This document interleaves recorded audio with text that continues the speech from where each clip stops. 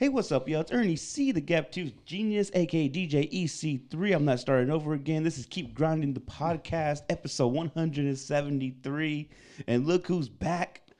My guy D. What's up, bro? I was lost and found, man. Man, I was in the abyss for a little bit. Magoo is creeping up on your guest appearance list. Oh my God, I saw that. I was like, damn. I was like, he got Magoo in to take my place. I better get on my shit. It's you, Lodi, and Magoo, man. But I think you're taking first place, and we're back. We're glad to have you back for another. It's nice to be back, man. I missed this shit. I missed it too, bro. Hey, man, the Eminem episode was very good. What's up? Hell yeah. What's new? What's going on? Nah, man, just living life. Trying to load everything in, man. You got work, life, everything all in between, man. But it's good. It's good, man. Yeah, I know. Last week was just last week. It was a little hectic. Yes, I know we were supposed to record last Friday, but it was just kind of wedding season, and I just said, well, I gotta get. We'll shoot next week, and it kind of went to 2 weeks, but yeah, no, life don't always give a fuck about our podcast schedule. Podcast and our thoughts and opinions. Like, who the hell are we to give our thoughts and opinions about this rap shit? What do these guys know about rap, anyways? Magoo actually, I don't know if you heard the whole episode, but he was actually very, very happy that we're doing it because there's some albums he wants to hear, and it's kind of cool. So people, if you have some albums you want to hear, his is the Triad Rising by Isaiah Rashad. Oh man! And give you a demo. So maybe we'll throw newer stuff right there. Yeah, we'll throw some Isaiah Rashad stuff, and he would really want to. He really thinks that we will give a good opinion on that, especially you. He loves your insight because you are a hip hop head. No matter what anybody says, not that anyone has said anything, but an average Joe, like, well, who are these guys? Like, no, dude, you're a hip hop head, and it's nice to get a fresh outlook on a lot of things. The What's the Deck fan base would never do that to us. Oh, that right? Keep Grinding Podcast. Make sure you follow us on Instagram and Twitter, or Twitter. God damn, I'm so old. Instagram, and what else are we on? Is it just Instagram? I think it is just Instagram. Oh yeah, YouTube. Get the YouTube page. YouTube, check us up on there. Numbers are going up, and it's a blessing, man. I'm glad to be on episode 173. We're knocking these out, D. No, it's fun. It's fun, man. I'm glad to be back. How did you feel about the Eminem podcast we did last? It was good, man. Like, it's funny. I go back. I don't like to listen, but I always want to just because I want to see how we did. If there's things that we can improve and stuff. And I think that one was one of the few where we took a little detour off the album. Yeah, we did. But brought it back where it was all in relation. So that one was fun, man. That one was most like one of our conversations than any other one we've done, I think. I cannot believe how crazy that I was. Like, it pops up like, I was listening to Who Knew like maybe last night. I'm like, damn, this guy was really saying some wild shit, but it was so intricate. Like, how can you be mad at it? Because they get the art behind it, and the MC like the rhyme patterns are still ridiculous. That prime Eminem is so crazy, bro. And you know what's funny, man, is I think we recorded on a Wednesday. That Friday, Melissa, we took our Mia, our daughter, and her boyfriend Luke to a rage room. Oh, okay. And they let you just pick music to play. And so. So Mia hooked up her phone to the Bluetooth, dude. And my playlist was started with The Way I Am, dude. Oh, and I was in there they gave me a big old lead pipe, and they had an old TV in there, dude. And I was busting the fuck out. How did that feel? It was fun, dude. I walked in, just kind of stalking a little bit, and then as soon as I started swinging, like, Melissa was like, "Damn, I thought you were gonna hurt yourself." Damn. And they give you a crate full of like glass plates and it's like a little bottles and dopamine stuff. hit, no? Oh, dude. I would imagine it's a little high. The funny part is they're like, all right, you have 20 minutes. And I was like, okay, 4 of us, that's 5 minutes apiece. She's like, no, you have 20 minutes apiece. Oh, Lord. Dude, 20 minutes is a long ass time. To be swinging the shit out of something. 8 minutes. 8 minutes. That's all 8 minutes strong. 8 minutes strong. strong. Getting better with age. I like it. But no, it was funny. That was the soundtrack, dude. It was Am The Way I Am and Rage Against the Machine. So. Oh, that's awesome. Yeah. I was surprised they put Kim on or something. Nah. I have my wife there, man. I'm good with her. She don't make me mad, so I'm good with her. What's not making us mad today is what's in the deck today, D? Man, if you don't want to hear somebody pretty much glaze an album, you might not want to listen today. We got Nas, Illmatic, the classic. 1994, April 19, 1994, the debut album from Nas Jones. Really, I guess the Live at the Barbecue was kind of like that start, that little seed that was planted with that Large Professor, and this is what we got. Was would you say this is the greatest? What do you rank this at the greatest? And this, I know everybody has a. We're not gonna say Mount Rushmore top 10. Where would you put this at? And I guess in the level of importance, and not just New York hip hop, but just hip hop in general. To me, this is the greatest hip hop album of all time. Oh man. This is number one. This is the bar for me. This is where, if you want to talk greatest album, we start with this. And if it doesn't mess with this, you know, it can take its place below. But to me, this is, and I think part of the reason, one, obviously, it came out at a time when I was just, you know, my hip hop influences were just, it was shaping who I was at the time. I think I heard it this summer before my sophomore year of high school, I think. And so, so that definitely plays a part in it. It's hard for me to overlook the fact that it was his debut album, and it was this fucking good. And it was very, very good. Like just ridiculously good. So that plays a part in it. But to me, it's just a perfect album. It really is for me. And it's, you know, I was doing some research the last couple of weeks, and not a Bible guy at all, but the Genesis what starts it off. And it's like, damn, that makes so much sense. Right. This is the opening chapter of this book that we're about to go. This hip hop book. You can start it off with Illmatic, and that's the opening. That's the opening track. It's beautiful, and then you have Live at the Barbecue playing in the background of the track. You know, you get the gritty scene of the subway. You hear the train on the tracks, and it's coming. But essentially, he's telling the story of how he's going from like a street kid to a rapper. Yeah, definitely. And that the genesis and that evolution of street kid Nas to rapper Nas. With the sounds of the track too. He's not rapping. He's just letting the sounds tell the story, which is fucking genius. It is. It is. So and the cool thing with Nas is he carried that on all the way to. He did the same thing in Life is Good. 20 years later, 30 years later, whatever it was. Like, it's. I'm not really big on intros and all that stuff, but this one really fit and it really made sense. And you see with this song, before we get into New York State of Mind, so many quotables that have sparked, that so many rappers have used these quotables. Yeah, that was one thing I noticed, like people's nicknames came from this album. For sure. Like people made songs off of verses and lines and quotes. Like it was crazy how many times I heard stuff and I'm like, damn, that was a song. That was a song. So many people have I guess they have redone this album. Like Alzai comes to mind. Like this is that was probably one of my favorite reiterations of Illmatic was with Alzai. Remember that one? I know we shared that with each other. Hell yeah. That's kind of, I had forgotten about that album. Yeah, dude, what that's kind of what I was like, man, I was like, let me go back to this. When that shit dropped, I remember, let me go back to Nas's original. And it was like, yeah, man, he influenced so many guys. And we hear it from the jump, man. New York State of Mind, produced by DJ Premier. Every song on here, too, could be considered one of the greatest. Yes. And we start off with New York State of Mind, and it's beautiful. And the samples, bar none, dude. And we said this about the last Nas album.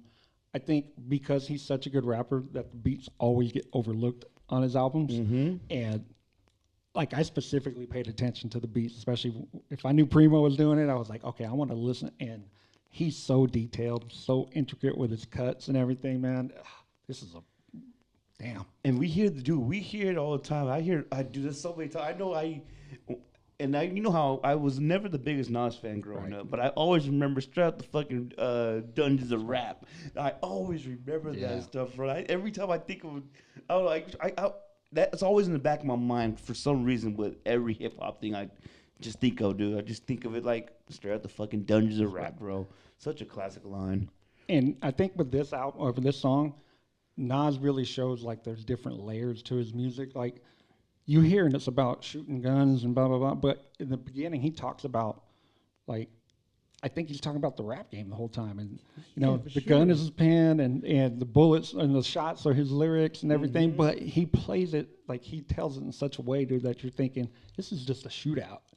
But this is him just spitting rhymes at dudes and picking them off one by one with his lyrics. And it's just beautiful shit. And the way he's flowing, too, with this, dude, it's like, we talk about spoken rap. It's the art of it, and he's just saying the lines he has here. The first verse is crazy. Yeah. So many pockets, so many different types of pockets that he jumps in, and this is through the whole album. Oh yeah, but for sure. Yeah, this first song it kind of lets you know like this dude came to fucking spit. And the way he dropped me, dude, and I'm always gonna drop lines, but just the lines on this, bro, it's amazing how he comes up with these wordplays, dude. And sleep is a cousin of death, beyond the walls of intelligence. Life is defined. I think of a crime when I'm in the New York state of mind. It's like, so this is the one time I disagree with Nas. Sleep is important, guys. 100%. As you get older, you need to sleep. So I get what he's saying, but value your sleep, especially if you're younger. Because once you have kids, you don't sleep at all. Yeah. And it's time to start a revolution, catch a body. Happy Houston, once they caught us off guard, the MAC-10 was in the grass, and I ran like a cheetah with the thoughts of an assassin. And picked the Mac, told my brothers back up with the Mac spit. The story he's saying, bro, it's crazy. It's amazing. Crazy. And then there's the, one of my favorite lines, give me the Smith & Wesson. I'll have fools undressing. Yeah. That wasn't, what verse is that? That is... It's in the first or second? Second, I think. I think it is in the second. Oh, yeah, give me Smith & Wesson. I have undressed and thinking of cash flow, Buddha, and shelter. I'm never frustrated. I'm a hijacked Delta. When you heard this for the first time, what was the hype for Illmatic? I know we're backtracking a little bit. But what was the hype for this? So I didn't hear it when it first came out. I can tell you the exact place I was at when I first heard New York State of Mind. My brother was playing baseball at COD, College of the Desert in Palm Springs. I was hanging out with him for like a week. He had this little Nissan Sentra system hooked up in it, and we jump in. We were going bowling. We were headed to pick up some friends of his, and he threw in New York State of Mind came on, and I was like, I had heard Live at the Barbecue. I hadn't heard this yet, and I'm like, what? And he's like, wait, you haven't heard the new Nas album?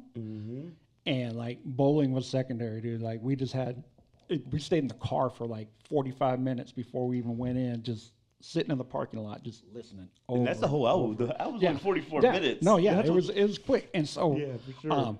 So I didn't realize the hype behind it. I don't know if I was sleeping at the time or what it was, but I remember going back to school after that summer, and everybody had it. And I used to buy CDs, dude, and I would make cassette dubs and sell them. Dude, I was slanging $5.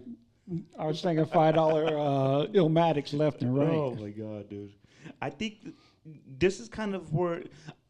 How do I say this again? I wasn't alive. I was alive, but I wasn't around. But it always seems like Illmatic is always credited as bringing a new type of way to rock the mic. Right. And the way Nas did it as a storyteller is different from Rakim and what Big Daddy Kane were doing. He was really telling. It was. I don't want to say it was the Get Rich or Die Trying of its time, because I think this is better than that album. Right. It's kind of the. But there's always a progression. Like he took from Rakim, built what he had. 50 and those guys took from him. It's just that progression that goes on. I just think with Nas that he's so intricate in the way he rhymes that I think people will try to take from him, and he ends up surpassing the people who took from him, if that makes sense. Because the longevity with him is crazy. Like he's doing this 30 years, and how many musicians last 30 years? In 31 years, he's still dropping some of his best work. Yes. And we talked about this several times. Like the last 5 albums with Hit Boy have been really beautiful and crazy. So when you hear these samples and you hear these breakdowns, man, just it's crazy again how many times people have tried to mimic this. Yep. Some have succeeded as well, but this is where it started, and it started with New York State of Mind, and probably my favorite Nas song of all time, man. Probably my favorite feature of all time. God, dude, how can you? AZ took one feature and created an entire career off of one feature. Yeah, man, that's Life's a Bitch. This song, man. LES featuring AZ. And now that I'm older, 1000% can relate to this. Life's a bitch, then you die. Right. That's why we get high, because you never know where you're going to go. Like, visualizing the realism, my life in actuality. Fuck who's the baddest person's status depends on salary. My mentality is money orientated, destined to live the dream for all my peeps that never made it. Oh my God. Damn. I mean, the whole, just bar after bar after bar in that verse. AZ, and the way this is the way his voice was always. I remember when I wasn't the biggest Nas fan, but I knew I fucked with AZ so heavy from this. Like I was a lifelong AZ fan forever, because this is those first 4 bars.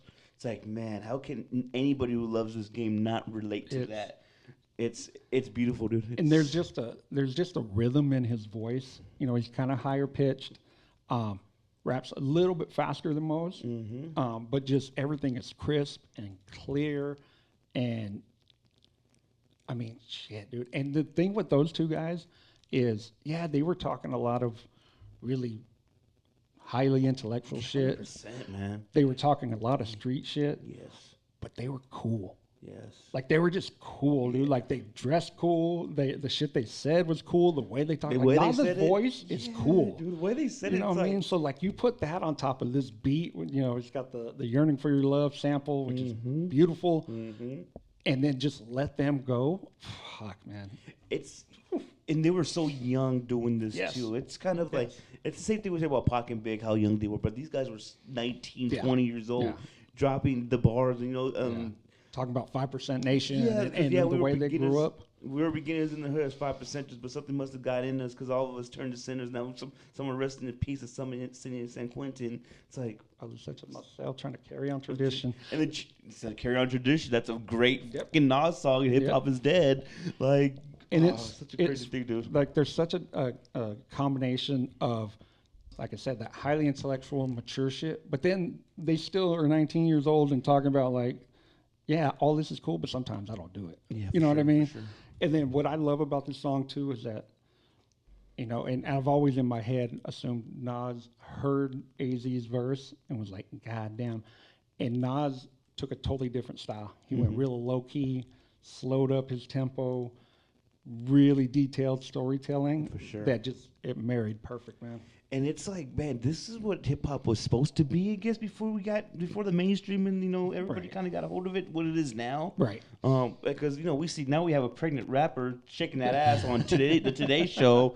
It's like, this is what we're teaching. Like, these guys were really trying to teach the youth. It's like, no, we really, this game's not going to be forever, and we're going to be, you know, we're going to do some dumb shit, but we're trying to make some money to take care of ourselves and our family. And this is... And I think there's a happy medium between the two. We just don't see it enough. Yeah. You know what I mean? Like, now I think there is, but it's like... Right. Yeah. You know, for every immortal technique, you're going to have a Cardi B. And somewhere in the middle is where everybody else probably exists. Did you see what I'm talking about? I heard about it. Oh my Lord! I heard about it. If you have my child, if you do that, I swear to God, I'll leave. I also heard she was on that Call Me Daddy podcast talking about some wild shit. I was just talking to my wife about this. I haven't heard that one yet, but I heard that one was wild. Man, dude, I heard that was wild. Oh my gosh, she said some shit that I'm like, man, a woman is capable of that? Like, fuck, I thought I'd been around the block. Anyway, let's go back to this. Let's go back to Queensbridge, on my blocks. I woke up early on my born day. I'm 20. It's a blessing. The essence of adolescence is in my body. Now I'm fresh in. My physical frame is celebrated because I made it.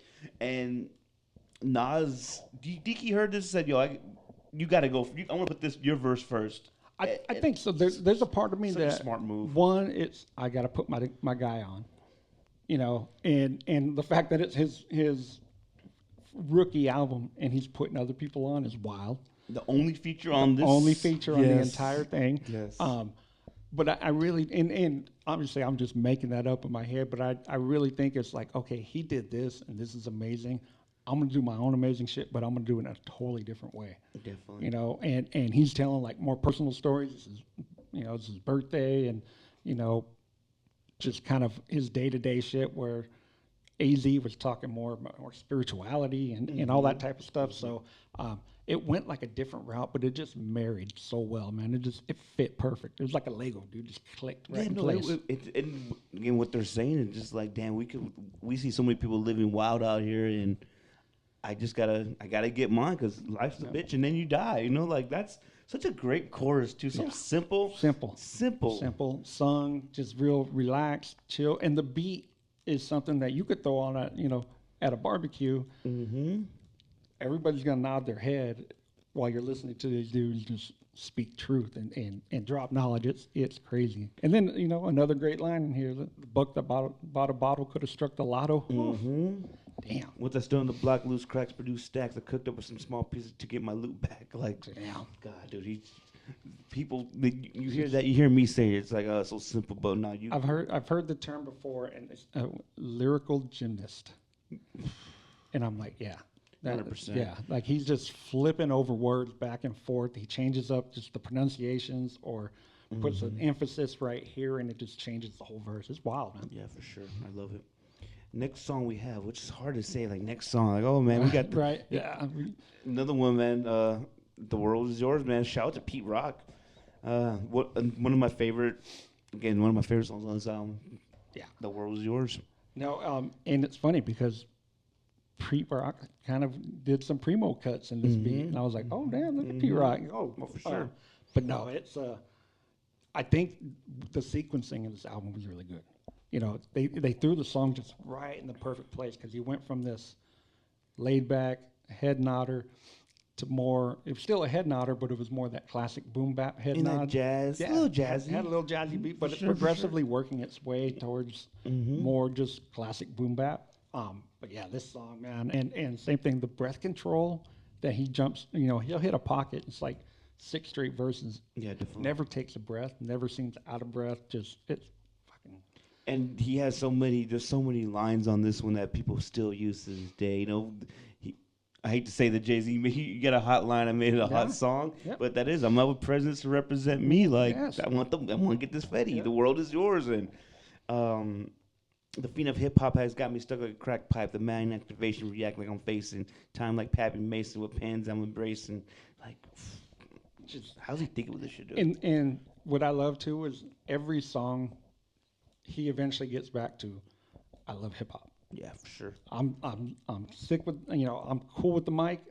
Can't touch me. My pen game is better than everybody else's, and every song gets back to that at some point. So that's like the overall arching theme of the album is, I'm the shit. And this is kind of the time too where your debut had to be hot. Hell yeah. Hell yeah. It's funny because this is kind of before the whole big time release and people are showing up the day of and stuff. It just kind of like rolled out, and then if you're in the record store, you're like, oh yeah, pick up that. At least for me, that's what it was. It wasn't that like, oh shit, I know it's coming out on this date. It wasn't a month ahead of time. It wasn't graduation and fucking what was that? Whatever Curtis album. It wasn't a big thing, I guess you could say. No, it was just like, oh shit, Nas got an album out, And his was probably bigger than most, just because he had so much hype behind him going into it. That Live at the Barbecue dude just set him. Like, he was the dude that, like, everybody was waiting on. He had all the big-time producers fighting to work on his album. Yeah, I would imagine. They were all trying to get on his debut album. Yeah, so, for sure. So the hype wasn't as big, but it was just so damn good, dude, that it couldn't be denied. Yeah. And can you imagine, too, this competition, because Wu-Tang dropped The Return of 36, Ready to Die, Reasonable Doubt. You could put Jeru up there too, bro. Like, people forget about Jeru's. Jeru's debut was crazy. Nas, there's so many New York rappers who are dropping their debut albums, and too, don't forget at that time too, it wasn't just New York. Outkast dropped around the same time. Oh, you had Snoop dropping his debut album right at that time. And it's such a different. All those are different in their own way. You can see the styles are so crazy. There was a time where you could hear somebody rap and know where they were from without them even shouting out their home city. They were, sure. Now everybody sounds very similar, but like you could hear Nas and he didn't have to tell you he was from New York. You just knew. I think that's just the production too, man. The production's a New York production, and it's crazy that we done Life Is Good, and the evolution of this is where it started. Like, there is no stadium music in this thing. There's anthems on here in their own ways too, bro. Like, Represent's an anthem type of. Everything is smooth and grimy. Yeah, for sure. Together, for sure, like at the same time, which is kind of how you would describe Nas. Like, his whole style was this smooth voice talking about grimy shit. And then you see he's shouting out Cormega, and right, Ill Will, 20 years old when your man dies too. Like, Ill Will's always been a stable. Yep. I could probably tell you 2 pictures of the man I've ever seen in my life, but I know who Ill Will is. Right. That's Nas's guy. Like, he's putting him on the second verse, and the words, man, just. And that was the thing too, is that at 19, 20 years old, and he's talking about things that most people may not experience ever in their life. Like losing your best friend to gunfire. Like, that's probably something that we hope most people don't ever go through. And he's talking about it on one of the biggest hip hop drops. It's crazy just to have that perspective at that age. we were just talking before, you know, there's that fork in the road, and some people take that shit and they drive off the cliff, and others, man, they're like, all right, I've been through some shit, but I'm gonna let it shape me into a better person. Yeah, for sure. I want to. Like, I'm gonna survive it. And I'm gonna be like, I guess this is something on my. I guess it's on my shoulder now. I got a little chip, and I want to be great. Just a little quick side note: Nas's casino thing got approved for Queens, New York. Yeah, just like this week. Oh just man, like that's this crazy. week, dude. So yeah, Nas is gonna be a casino owner. Hip hop, bro. Hip hop. Who would have thought? I'm the young city bandit, hold myself down single-handed for murder raps. I kick thoughts alone, get remanded. Born alone, die alone. No crew to keep my crown throne. I'm deep by sound alone, cave to side, 1,000 miles from home. That's a third verses. We say it all the fucking time. These third verses got it hit, and he knew it. But yeah, the beat was so jazzy, man. I loved it. The hooks. So simple, but it means so much now that we listen to it again. It's like, yeah, the world is yours, sir. You know, one thing I noticed too is that all these producers that are on this album are still making badass music too. Like Pete Rock just put out the album a couple of years ago with Common and killed it. It was Grammy nominated. Yeah, you know, LES is still doing stuff. Primo will always be doing stuff. You know, you got Q-Tip making beats on here. Like, dude, I cannot believe how good that LL Cool J Q-Tip album is.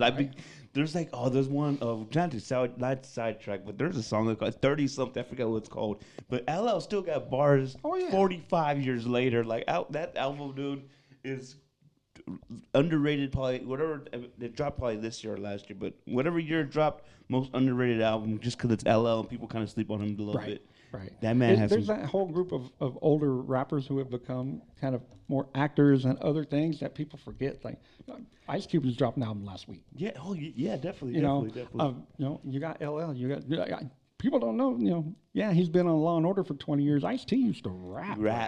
Yeah. Like rap. You Colors. Know, people don't even realize that. So it's crazy to see. Like it's just ludicrous. You know, there's a whole generation that only knows him from like the Fast and Furious and shit. Yeah, for sure. Man. You know, it's crazy. And like you see what again, we brought that up because we just see what the evolution of the game is, and for me to think at 10, 11 years old when everybody's like, you know, late 80s, everybody's like, oh, it's a fad, he'll outgrow it. You know, this is something he won't be even into next year. And now these dudes are like on commercials and movies and so widely accepted where 100%. It was so controversial. You have a rapper on your show? What's wrong with you? You know, and now it's just like, why don't you have rappers on your show? Yeah, you need that. Okay, ladies and gentlemen, next song we have on this, Illmatic. Did you know Illmatic means it's an adjective for something extraordinary? Did you know that? No. Just seen that right now. No, that makes so much sense. I always just kind of thought it was something he kind of made up. I know. I didn't know it was an actual thing. Maybe it was so good he made it a word. Halftime. My guy Large Professor makes. I love his beats, bro. Yeah. The older I get, the more I appreciate Large Professor. Go if you've never heard Large Professor stuff, early stuff like Live at the Barbecue, Friendly Game of Baseball, Faking the Funk, which was on the White Man Can't Jump soundtrack. It's funny, dude, because like those are the type of songs I've introduced like my wife and kids to, and like it's almost like a point of pride, dude, when I walk in like to the kitchen, Melissa's cooking dinner and Faking the Funk's on. I'm like, hell yeah, we did all right. We did all right. For sure. That's kind of how I feel with Drina with the B album. She loves that. Like that's my album. Like that's like probably the only one she likes so far. I thought about you, man. I'm a Nike head. I wear chains. I excite the feds. Ain't damn thing gonna change. I'm a former strain. Show the mic warmer. Was born again. Now is why you do it. This song was almost to me. It was like even though he was young, it was like the reminisce song for the older heads. You know, he talks about like Chips, the show, and he talks about like older shit. And I'm like, damn, like it's kind of like the reminisce song, which is funny from a 19-year-old, but and it's the snares, the bells in this beat, like everything just goes together, man, and you just let him ride on a beat. Like you just go do your thing. Atlanta ain't braver. I pull a number like a pager because I'm an ace when I face the base. 40 side is the place that's giving me grace. And again, I think about King's Disease 40 side. Right. Like it's crazy how he not recycled, but he reused some lines and made them into their own. And that's a catalog too, though. Yeah, they become almost trademarks. Yeah, like those lines become trademarks of what he says. And you know, I wrote this down, but when Live at the Barbecue came out, like the line that everybody was like, "Oh my God!" He's when I was 6, I went to hell for snuffing Jesus, and everybody was like, "Oh my God!" Like, this motherfucker, like everybody thought he was gonna be one of those kind of way out kind of rappers, saying controversial shit. But Big then in L this was song, like that too, man. There's a song with Big L. He's talking about murdering pastors and fathers and shit like that. Well, that was a thing back then. That's kind of that's different. A little dark, a little dark for sure. But then Nas jumped on, "When it's my time, I'll wait for God with a faux forward," and I was like, "Damn." No, he's sweet. Like but he says it's so cool that it's like, all right, yeah, no, yeah. 100%, do you Nas? Mm-hmm. Halftime is one of my favorites too, man. I just love the way he represents. It's like it's just like Many Men was, and just like again. That's a good comparison. You could feel where he's from. That's a good in my comparison. opinion, you could feel where he's from. That was spot on, right? That's what you get here, man. Good. No, that's pretty damn good. But as. Oh, did you hear that? I hear that. Oh, yeah. Who's calling? Is someone calling us? I'm crackling. I don't like that. Hold on. We just got a good comparison. We're ruining here with some crackling. But that's just studying it. It's like, man, this is kind of. It makes you feel like you're in Queensbridge. You're in the QB, and this. I love the love that he shows his crew in this damn song, bro, and the whole album. But it's just, and the whole thing is like an ode to where he's from and who he is and the people that made him and his friends and. I think that's just that's more of a New York thing, I think, too. Mm-hmm. I mean, you'll get it from like the dudes from Compton and stuff like that, but like the New York dudes will do an entire album like dedicated to, to where they're from. Yeah. And we know about Marcy, the Marcy Projects, because these dudes talk about it and it's such a part of them. And I'm not saying that West Coast dudes don't, because there's plenty of dudes that rep their cities in LA and everything, and they do it in an awesome way, but there's just something about something about that New York vibe when they do it is wild. It's like they write a book about it. It's weird. The bars are books, and the way New York rappers always say Ghostface, he tells you what it smells like, what it felt like, what the temperature was, what was in the corner. It was the fucking smallest detail. That's what Nas does. That's what these guys do. It's I've always listened to this album, and I imagine like I'm on a bench outside like Queensbridge Projects, or I'm in the stairwell while he's just spitting in a cipher. Everything he's saying. I've always felt that way. That's why I always put my Timbs on when I listen to this album. No, only 100%, just my Timbs. That's rocking. And at different times, but I got to have it. I'm Mr. Magic, versatile. My style switches like a faggot, but not bisexual. I'm an intellectual rap. I'm a professional. That's no question, yo. Like this is the '90s. It's kind of that stuff was open, and this is the way that you show the world that you could spit, man. It's crazy. Yeah, there's just an ability to put words together, and it's almost like every verse has like 3 different verses within it, because he'll do like 4 bars in this pocket, 4 bars in this pocket, 4 bars in this pocket, and then he'll do that 4 times, and there's my 16. Because when I blast herb, that's my word. I'll be slaying the fast, doing this, that, and the third. But to chill past the Andre and let's slay, I bag bitches up to John Jay and hit a matinee. Wow. This Halftime has always been one of, like I said, just one of those songs you could and the older I get, the more I appreciate the wordplay, and it's awesome, man. It's like you said, it's a perfect. How the hell can you not say this is not a perfect? And it's a hip hop album. And we said before too about Nas, like he paints a picture, but he does it in so few words. Mm-hmm. Like he's so detailed while using the fewest words possible. Like he doesn't need to go overboard to let you know exactly what you should be singing in your head when you listen to a shit. And that's a gift, man. That's that's an artist. And like you said, the 2 night, when's my time to go? I wait for God with the fofo, and buyers can't come near, and go to hell to the foul cop who shot Garcia. I don't know what that means though.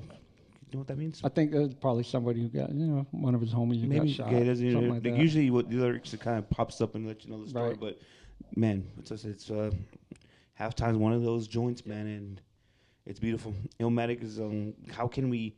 It's just, I feel like sometimes, like, man, we spend an hour on these albums. Illmatic's one of those songs, too, like, damn, I wish the people could hear it when we're talking about it, because I feel like the accolades and the impact and all that good stuff is not...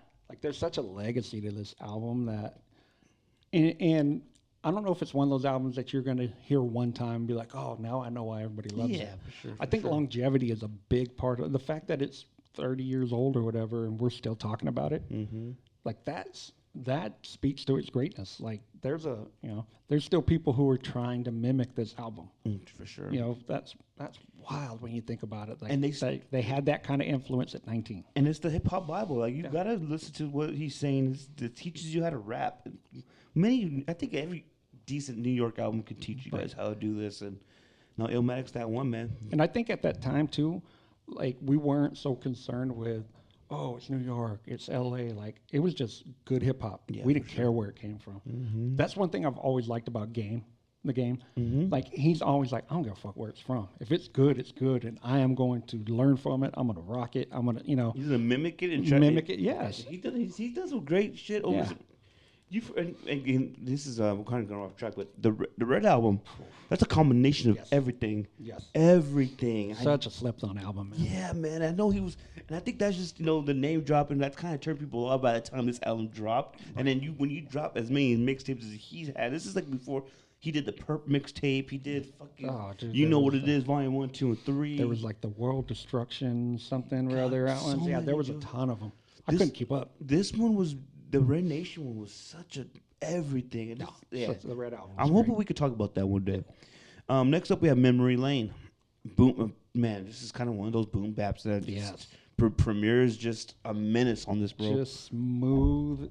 One of my favorites, probably my favorite beats on here for sure. Yeah, it's, man, and like he hits the boom bap, but that sample of the dude singing in the background just throughout the whole thing just gives you like it's like a comforting vibe where you just want to chill, sit back and listen to the song. It's the most chill song in the entire album for sure. But the whole song's a pocket. You do like he just jumps in from like the very first bar and just goes in and just sits in a pocket for 3.5, 4 minutes. The last couple days I listened to it, just like I dropped out Coolie High, gassed up by a cokehead cutie pie. Like like I love those I love those type of bars, dude. Like this whole Jungle Survivor, who's alive? My man put the battery in my back. Is different from Energizer. Yeah, I think this is one. God, this is probably the one song where they were like, we don't even care, just go in and rap. And rap it and just we don't need a story, we don't need anything, just rap.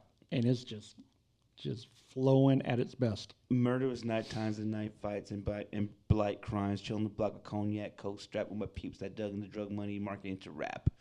Essentially this is what it is, man. This is the grind. Yeah, man, this is a Brew Chrysler, another freaking line that goes into his later albums. And I did not know Biz is on here. Duh. I was like, who is that? It is Biz Markie on the chorus. Did you know that? No. Yeah, I did that. It was taking to the memory. He's in the background coming out of Queensbridge. I was wondering. I thought that was a sample. Yeah, me too. I thought it is Biz. Interesting. Rest in peace, Biz. 1 for the money, 2 for pussy and foreign cars, 3 for Alizate, deceased while behind bars. I rap divine God, check the prognosis. Is a real showbiz, which we can still talk about to this day. Yes, is hip hop a work? Hip hop a shoot? And right. I mean, I think we talked about it a lot the last two were recent. Yeah, and I had that conversation with Melissa because I don't even remember what we were watching, and it was like a documentary on like rock and roll or something like that. And they were talking the same thing. They were like, why does everything have to be like we lived this? Like, can't we just tell a story? Yeah, for sure. So yeah, still don't know why artists don't get that. Musicians don't get that. I think that pass. But then when you hear some fiends scream about the supreme team of Jamaican Queens thing, Uptown was El Po, like that's some real shit right there. That was some real shit. And I think too, like I've seen it with athletes before, probably with rappers. Like if you come up in a bad neighborhood, but the people know that you got a gift that can get you out, they will take care of you. They protect you. They keep you out of that shit. So maybe they saw like this kid's got talent. We're gonna protect him, but he still saw it all going down. You know what I mean? So there may be a little embellishment as far as what he was involved in, but and you see shit, and maybe he was just one of the protected ones. For sure. Yo, fuck rap is real. Watch the herbs and still never talking to snakes because the words of a man could kill. True in the game as long as the blood is blue in my vein. I pour my Heineken brew to my deceased crew on memory lane. Damn. Dude, this is one of my favorite beats. Like, there's something about this beat's always kind of like, I got it. Little piano lick in there. Yeah, man. And then after this, we get One Love, which is another, and then Q-Tip, of course, is all over it. But one of my favorite, this is one of my favorite songs on this album as well. You know, I think it's, back then especially, everybody had the shout out to my dead homie song. Yeah, that was kind of a hip hop staple, and I'm sure they still do it, just not as frequently. But this was his. This was like my boys who were dead, my boys who were locked up. This is me showing them love, and just did it over a banging ass Q-Tip beat. Man, and we just had you just posted it too. It's the anniversary of Low End Theory. Was it that's their debut? That's right? their second album. That was the second album. What's the first album called? People's Instincts of Travels, and it's a long ass title. So this is the time right now when Q-Tip is really kind of not shining by himself, but he's still showing that I could do these beats and I could produce the shit out of this stuff. And I think people forget, because Tribe has this kind of boho personality where they're kind of like, oh, they're a little eccentric. Like, Q-Tip has made banging ass beats for hard ass rappers for years. Like, he's been making just banger after banger, dude. And I don't think he gets a lot of love for that. And one, because he is part of such a influential group. Yeah, but two, I just think people look at him. It'd be like if Common was making beats for for Gunna or something like that. You know what I mean? Like, that's a great. It's like, whoa, that's kind of weird. But they don't realize, like, he's got a talent for that shit. People forget, like, he did One Love, and it's like I knew, like, when I first heard this, when you gave this to me in elementary school, no, I didn't understand that. But once I once I was able to look at track listings, and it's like, damn, Q-Tip, the guy from the BET movie? Yeah. Holy shit. Okay. And One Love has always been one of those songs. Yeah. Again, this is the ode to his people. And this is his story of what's going on, man. Cormega gets a shout out in here. Yep. Herb and Ice, we heard frequently throughout these damn 30 years. Yep. It's cool to have him. But this is the beginning of the run that it's kind of like with Jay and Ty Ty and all his boys. This is Nas's crew, and he's showing them love. I love it. Yeah, that's like when you used to shout out me and Big Sada. Oh God, Elmo used to shout us out. Dude, I'm the needle in the haystack. Me and Big Sada go way back. I ride a Cavalier, fucking Maybach. Yeah, man. I had the 2-door Cavy, baby. Still got the lyrics. Man, I'll never forget, man, dude. Is that the car where the hood flew off? Yeah, literally That's is, another bro. story for another day, guys. Yeah, man. Sometimes I sit back with a Buddhist sack minds in another world, thinking, how can we exist through the facts? We're in school textbooks, Bibles, etc. Fuck a school lecture, the lies get me vexed her. Like, the beat is so simple, but this is probably one of those songs too, though. The beat and just kind of took the back seat, and Nas just you have to hear what this man's saying. And I think that's what that's what good producers do. They're not trying to upstage the rapper. They're making something that fits, that goes with their style. And Q-Tip is probably like, I'm gonna strip this beat down because he is spitting right here. Like, let's make that the feature. We know plenty of songs where we know the entire beat. We couldn't spit one of the lyrics. For sure. That's not what these great producers do, and that's why they work with great rappers, because they know how to make the perfect beat to fit their style. And the evolution, you think, and we think of KRS-One all the time. He's from Queens, right? From the Bronx. The Bronx, right? So we South had Bronx. this whole South Bronx. This kind of, it was a battle era, I guess, in the late 80s. But then we have stuff like this. This is 94. I know it's a few years after that, but this kind of reinvented the whole New York sound, in my opinion. We did have the Run DMCs, and I think he's the god, but dude, Rakim's probably the closest to this point where this flow is being used. Absolutely. Like, and to a small lesser degree, Big Daddy Kane was more of a complex rapper than a lot of those dudes in the mid and early 80s. But yeah, these dudes were just building off of that. Another one who slept on and doesn't get credit. I know you're gonna say G-Rap. Oh, I think it's a Guru. With him too, but G-Rap. G-Rap's a little bit before Guru, but he's another one, dude. But he was more. I think he was probably more closely like a similar rapper to Nas, because he was telling those hood stories and he was telling those shoot 'em out stories and stuff like that. And so, but yeah, those dudes just kind of they laid that foundation, and Nas just picked it up and ran with it. I feel like Guru again, I know it's a premier beat, but Guru will fit perfectly on some of these beats. Like you can hear Guru on these, and yeah, man, it's Well, and you even saw like not another side quest here, but like saw Guru rap with Jada, saw Guru rap with fucking Kanye, saw Guru rap with anybody they put in the booth with him. He's like, all right, let's go. Like he rapped with underground dudes. You know, Freddie Fox would be in there with him. Like he rapped with anybody who stepped in. Guru was like, yeah, let's go. And talk about a cool voice. Yeah, for sure. That's a dude with a cool voice. Yeah, no, 100%. Shout out Guru. Rest in peace, Gangstar. Yeah, for sure, man. Dearborn, you'll be out soon. Stay strong. Out in New York, the same shit going on. The crackheads talking, loudmouths talking. Check out the story yesterday when I was walking.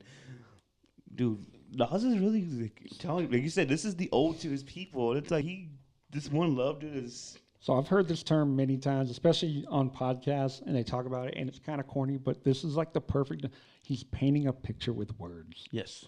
You know, and he that's literally what he's doing. Like I always think that's kind of corny because it's like just tell a good story, paint us a picture with words. Yeah. But that's literally what he's doing, man. It's crazy. No, I think this is, like I said, man. When I've heard this as a kid and just hearing it as a grown ass man, it's like.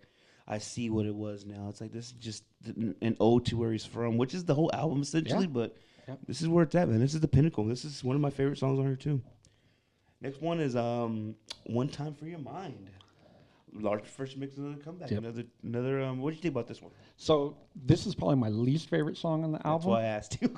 Yeah, you're my guy. But this is why I said, what do you think about this one? Because I don't want to be that guy. So, oh shit.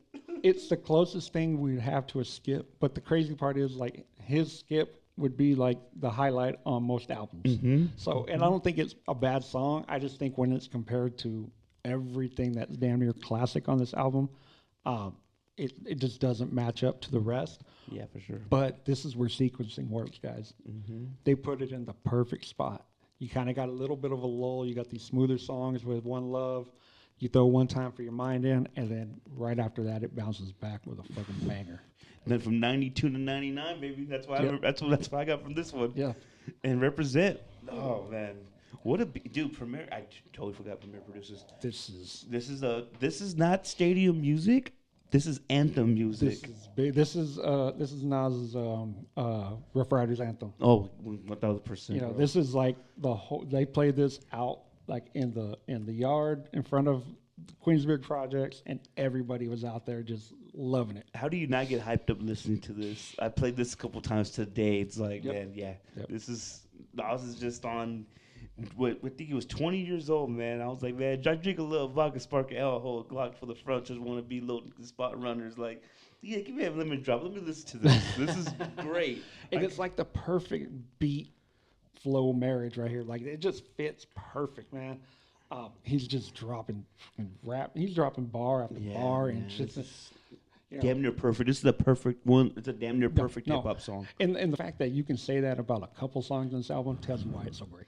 Nas is a rebel of the street corner, pulling the tech out the dresser. Police got me under pressure. And I think about Jay, like, I'm the one who gave me the tech on the dresser. Right. Like, and you were like, that's just hip hop, man. It's like, Jay studied this album too. I don't care what anybody says. Yes. Jay, absolutely. When he was beefing with my man's, who won, Nas or Jay? I think at the end of the day, probably Jay. Just because I think Nas's music was better. But if you're talking about win overall, I mean. The man signed him. The man signed him. The man is he's transcended hip hop. You know what I mean? Like, but Nas is that ether, man. How can you not? But yeah, that's what I'm saying. Like, if it's just straight music, like Ether can't be touched by what was it, Super Ugly? Yeah, no. And the Takeover's cool too. I would give that. Takeover's good. But he also jumped into other battles. I was just about to say, Jay wasn't focused just on Nas in that one though, bro. He's always trying to get my guy Prodigy, rest in peace.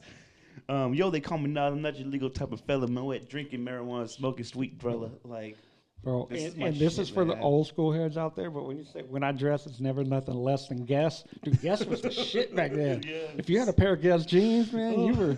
You have some Guess jeans, bro? I had some swap meet Guess jeans. You know, there may have been just like one S, and it wasn't like a question mark. It was like an exclamation point. But yeah. No, but yeah, like Guess was like, that was it, dude. So if you had a pair of Guess jeans, you were moving back in the days. And man, it's still like as intellectual as it is, we still smoking blunts on the corner. Yes. We still, we sipping on some Henny. He's still this is a hood anthem no matter what, and he says some bars are like, oh yeah. If you're not keen to some of this shit, it's like, what do you mean? Like, no, he's even today I was listening, and I tell you guys all the time I like to listen with the lyrics on, and even so, I was like, oh damn, that's what he said. Like, I've been saying that wrong for 30 years. Like, for sure. But so and he even, and again, it's hip hop. I love that in the third verse he's talking about, the real Roxanne. And yes, I wrote that hip hop history in this song. Dude, yeah, man. It's I was listening today, again, Jungle's still relevant to this day. Yep. It's my one of my favorite, this is probably one of my favorites too, with Life's a Bitch, but the way it's out there, man. And then, another classic line, sometimes the rap game reminds me of the crack game. Dudes have been using that in different forms since the day this dropped. Yeah, forever. And, just the shout-outs, man. We hear good dude. We hear freaking Cormega, Lakey the Kid. Like, so many guys that, my guy Primo, like, and dude, Big Oogie. Like, is Harry O the guy from fucking Death Row, Harry O? I think so. That's what's like, what the fuck? Yeah, I think so. Yeah, that was a staple in hip hop, especially late '80s. The roll call at the end of a song, man. You just shout out all your boys. You shout out the people working with you. Whoever's in the studio at the time. Oh, yeah. That is a hip hop staple, man. That's one of those old school things that's disappeared that I wouldn't mind seeing. Hey, man, I did that with Elbow. Once in a while, yes. We go big side of what up, Donez, what up. Yes. Like, hi, Mom. Dad, this is Plan B, baby. I'll never forget that shit. Now, my dad hated that shit. I'll never forget that shit. Your dad was like, man, I wish the other Plan B was around back in the day. I know you have, one of these days, we're going to show this Now or Never shit, and there is a song my dad's on a skit. It's fucking hilarious, bro. Like, he's like, are you in the studio making this damn rap music? You need to go to school. Cal State, baby. Cal State. Shout out to my pop. Big iron. Dude, this man, we'll talk off the air. He's funny, though. He's funny at work, I'll tell you that much. Man, it ain't hard to tell. This is probably one of the best hip-hop songs of all time. And, man. I'll never quite understand how they got a Michael Jackson sample. Like, that's just wild to me. Like, a rookie debut album gets a Michael Jackson sample. Like, who pulled the strings to get that done? I was, when I was listening to it a couple of days ago, it clicked too. I was like, this is Human Nature. Yeah. In the back, and he makes it, he makes it a hip hop song. Yeah. That's one of the best. Is it Large P? Large P. Yeah, for sure. Yeah, just to take that, throw some drums over it, and all of a sudden it's a sick-ass hip-hop beat. Wild. Ain't hard to tell. I excel, then prevail. The mic is contracted. I attract clientele. When mic check is life or death, breathing a sniper's breath. I excel, yellow, smoke a Buddha through the righteous steps. Deep like the shining, sparkle like a diamond. That line right there, the sparkle like a diamond, sneaking Uzi in the island in my army jacket lining. Oh my God. That's a pocket right there that I don't know will ever be touched. Dude, and the way he says it's like, this is so easy for him. Like, what the fuck are you thinking, bro? And then in this one, we got a nickname for one of the most exciting basketball players we ever saw. Yes, sir. Vince Carter, half man, half amazing, started right here. Yes, guys. Man. Yeah, right here. It ain't hard to tell. And man, this is the last song on the album, which is kind of, I guess it's great, but it's like, man, this could have been, you could have put this anywhere. Yes. You could have put this anywhere. They could have hit lead off. It could have been Ricky Henderson. 100% could have been the lead off to this.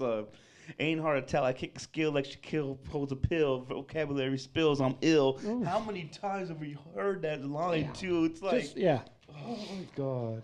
And then he uses the word magnetize. Rakim shout out. Yes, for sure. I mean, it has to be, right? Yes. Scanning while you're planning ways to sabotage me. I leave them froze like heroin in your nose. Smells rock well. It ain't hard to tell. I've always loved rappers who could put the song of their, the song of their song. Yeah, or the line of just the song, wrap it up. The title of their song and the last one. That's just, I've always loved that. Yeah, it's funny. Biggie did it. I'm ready to die. I've always liked it because, like, in school and stuff, when I write, if I'm writing something, I have a hard time wrapping it up. Yeah. I have a hard time kind of, all right, let's get this one last. So for them just to take it into 2 bars and be like, all right, we're going to end it this way and it's perfect. For somebody who's not good at that, I admire that. And it's like, dude, there's a compare. We didn't even talk about this. I don't want to just go into a Ready to Die thing, but Ready to Die, this are very, very similar. It ain't hard to tell. And Biggie does it. I'm Ready to Die. Like these two tracks are very, very similar. And again, so similar that it led to beefs with other rappers. Yeah, for sure. 100%. They've told the story about Raekwon and Ghostface. They weren't feeling what Biggie was doing because they thought he was just biting off of Nas. Which is 100% right. Biting off of Nas's joint. And that's on the Only Built for King release. The skin in the beginning. Biting off of Nas, and it wasn't until years later that they just came out and said, "Yeah, we were talking about Biggie." Yeah. So that's crazy. The baby on the album cover, stuff like that. But and then supposedly Tupac was biting off of that stuff too. So I think at the end of the day, you just get great minds. They do great things, and maybe it's kind of similar. You know what I mean? Like hip hop wasn't as evolved then either. There wasn't like 25 different genres of rap. Now you got mumble rap, you got drill, you got underground, you got this, you got grime, you got all these different things where like people paint themselves into. But back then it was just kind of hip hop based on where you were from, essentially. Yeah, for sure. It wasn't like that's. You go into New York and you could say I like rap and it could be one of 10 different things. Yeah, definitely. Same thing on the West Coast.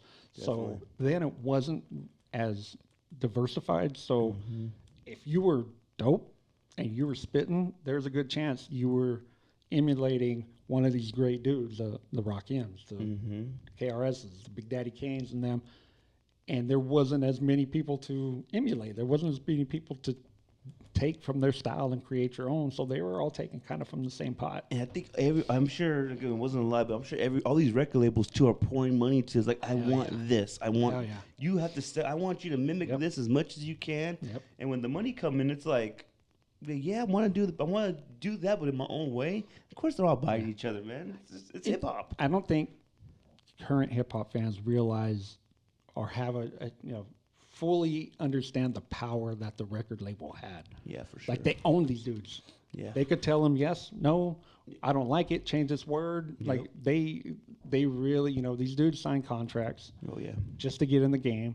A lot of times they were shitty contracts and not realizing like these dudes owned you at that point. Like they could change your verses if they didn't like it. Like I remember, I think it's a DJ Quick album where he wouldn't change it, so they just flat out took the words out. Like they just blanked the words.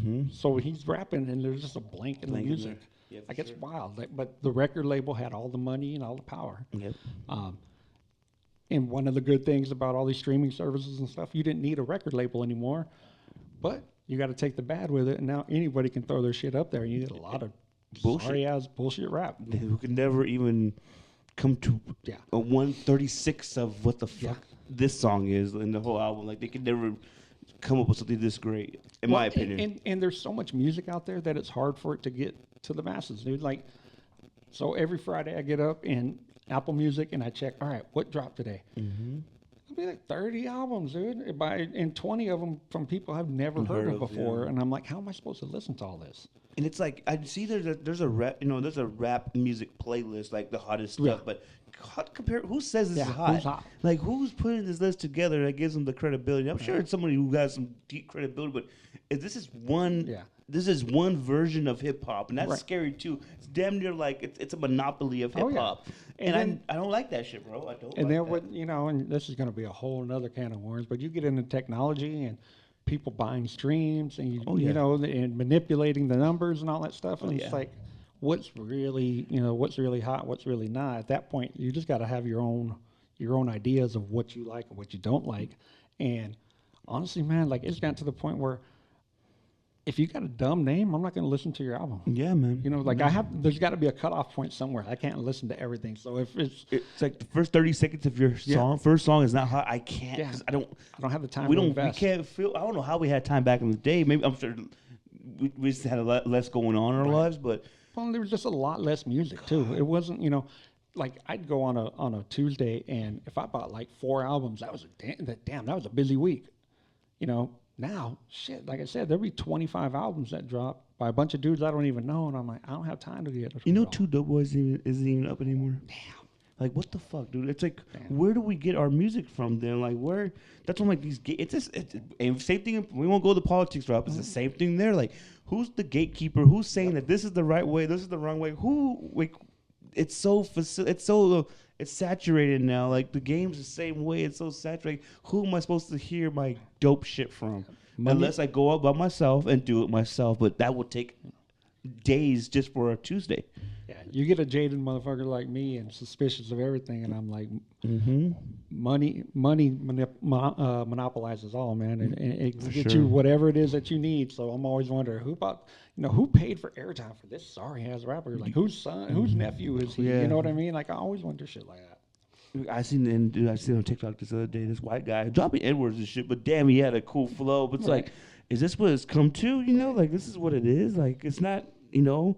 Even the little Mexican rappers, man, that's some of the cool. I'm like, man, they just, there's no, maybe the rules are gone, man. But that's everything in life. And it's all changed, man. It all changes. And, you know, they always say, what is it, adapt or die? Oh, yeah. And I think I can adapt to a point, but I can adapt to be like, yeah, that's you and that's cool for you.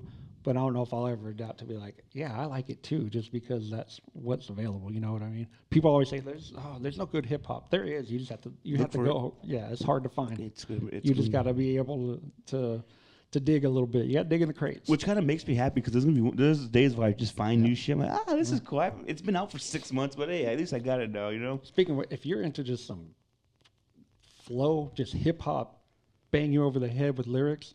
Locksmith did an album with Heatmakers. Nice. See, I haven't heard it. Ridiculous. I want to check that out. Joel Ortiz dropped a new one today. Oh. Joel, I haven't heard it yet. I just know it dropped. Okay. But the Locksmith one is, I mean, he's, you know, if you're not wanting to learn shit, don't check it out. Hey man, my guy Havoc dropped this song with Prodigy. It's called damn, what that was called? Yeah, the album's coming out next week, right? Yeah. Hey, that's nice though. Like, Prodigy's missed. Yeah. Prodigy's missed the game. Like, this is what he says too. He's another guy who could paint a picture with his flow. Like, I think he said something like New York just a crumb on the map or something like that. And man, it's like, damn, Prodigy's voice. I miss that man, dude. Pause. But I miss the contribution he made to the game. On that new Mobb Deep album, there's a song Mobb Deep and Clips.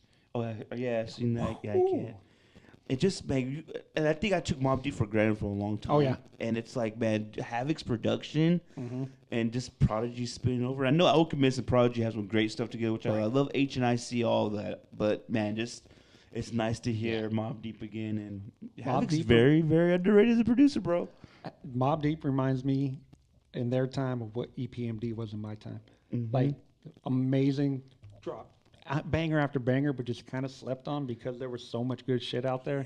Like Eric Sermon, if you want to go look at his catalog, holy, that dude's got. He was just on the show where they had they're riding down the street in the car. Cadillac Chronicles or something like that. He was doing music. Just like music. That's not even his best song, in my opinion. But it's cool to see it, though. Yes. Like, it's cool to see it. Yes. I mean, you look at the work he did with, Redman, Keith Murray, getting those dudes guys out. On, bro. Put them on. Get on. New Jersey, stand up. Yeah. But yeah, man, ain't hard to tell that this is a great, great album, Illmatic. Let me just read the accolades. Usually I did in the beginning, but didn't. This is listed as, let's see, of course, it's number 74 in the greatest albums of all time, no matter the genre. Crazy. Let's see here. And it went, let's see, did it say how many times it went platinum? I'm sure it went platinum, right? Don't know if it went platinum off the bat. It sold 59,000 the first week. It got platinum status in 2019. Wow. Sold 2 million copies. Crazy. Yeah, it took a while. The first single release was Halftime. Wow. And then Ain't Hard to Tell. Third one was Life's a Bitch. The World Is Yours. And number 5, probably my favorite one Love. That's crazy that what album gets 5 singles dropped off? Yeah, man. What album is good enough to have 5 singles? Check this out, too. That's another fun fact. Only here at the What's in the Deck. The first single was released October 13th, 1992. Halftime. The 5th one released October 25th, 2 years later, 1994. Damn. This thing had a 2-year run, which is never going to be done again. Wow. Never going to be done again, in my opinion. And they dropped Halftime, and then it built up this, between that, Live at the Barbecue, like it was just like the hype that it's coming, but it was a slow build. Now everything's, microwave. It's got to be done quick, fast, because everybody's going to lose attention. then you could build shit up for a while. And I remember like at the Source, they would have, like they would take out an ad for a rapper, and you'd see that ad for a year. And it wouldn't even talk about an album. It would just show, like, here's this dude. Get to know this dude. Where they could invest the time and the money to do that. That reminds me of Black Milk, Popular Demand. It was always on Double XL for a long time until it finally dropped. Yep. That's crazy. Yeah, they were able to invest the time and the money to build somebody. We just don't live in that anymore. Everything's got to be quick. It's got to. Here we go. They dropped that single 18 months before it released. So that's crazy. But yeah, what's your favorite? Let's go favorite beat on this album. Well, with something like this, I'm just gonna take "Life's a Bitch" out because nothing's gonna touch "Life's a Bitch." Okay. But from there, beat and it's "Represent." Okay. "Represent" just when that, especially like I said, the sequencing when it comes off of "One Time for Your Mind." Oh yeah. And it's just slow and it's kind of not dragging, but it's just that's the type of beat. It's just kind of slower boom bap, and then "Represent" hits. Man, it's like I saw the kicker from who played last night. Kicker did the smelling salt right before he went out from the Seahawks. That's that smelling salt, dude. Yeah, 100%. Pumps you right back 100%. up. So yeah, "Represent." I would say favorite beat would be "Represent," "One Love," and man, I can't. "New York State of Mind" is probably one of those two. I mean, and is that a bad pick? Is there a bad pick on here? I don't think so. "It Ain't Hard to Tell" is a good one too, but "One Love" has always been like that's my joint. Yeah, it's funny because I'm like, okay, yeah, I guess it could be "Ain't Hard to Tell." Oh, I guess it could be "Halftime."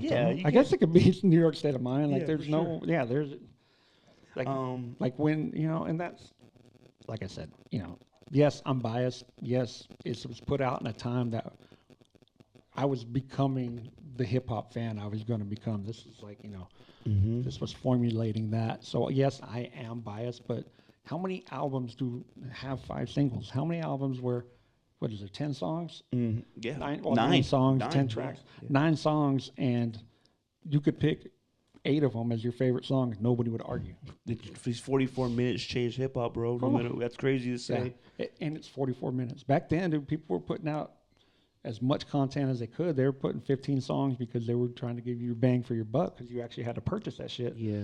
Now, I mean, that's, 44 minutes, 9 songs, here we go. Yeah, this is ahead of its time in a weird way. Yeah. Yeah. Favorite song? Favorite song, "Life's a Bitch." Life's a Bitch. I think that's unanimous for me, for sure. But yeah, "Represent" is kind of like the 1B. The one thing I took away from this, though, and I think I always, whenever I'm talking about this album, this is Nas' gift and curse. 1000% it is, bro. Yes, you make what many people consider a perfect album your first time out. There's nowhere to go but down, and he's been chasing it ever since. And maybe that is the reason he's so successful. Put that chip on his shoulder where he's constantly trying to prove himself. But for a debut album, for a lot of people to consider it the greatest hip hop album ever. How do you top it? Yeah, it is the gift. It's a gift because everybody's always remember this is pay him homage and give him the respect and listen to everything else like he dropped. I have to. It's mandatory. It's respect. But are you ever going to top it? Right.